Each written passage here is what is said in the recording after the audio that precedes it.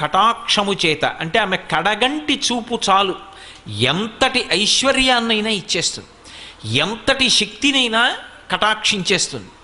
అంత గొప్ప చూపు కలిగినటువంటి తల్లి కనుక, చూపుల చేత పోషించగలిగినటువంటి తత్వం ఉన్నది కనుక, తన చూపుల చేత లోకమంతటినీ కూడా అనుగ్రహించగలిగినటువంటిది కనుక ఆ తల్లికి లక్ష్మి అని పేరు వచ్చింది. అటువంటి లక్ష్మి దృష్టి ఇప్పుడు కాదుట. అసలు ఎక్కడ ప్రారంభం అవుతుంది అంటే, ఈ శరీరంలోకి జీవుణ్ణి ప్రవేశపెట్టేటప్పుడే బ్రహ్మగారు మొట్టమొదట తల్లి వంక చూస్తాడు. ఎందుకని అంటే, చతుర్ముఖ బ్రహ్మగారు సృష్టికర్త. అమ్మవారి యొక్క చాలా శక్తివంతమైనటువంటి స్థానములు 64,000 శక్తిపీఠములు ఉన్నాయిట.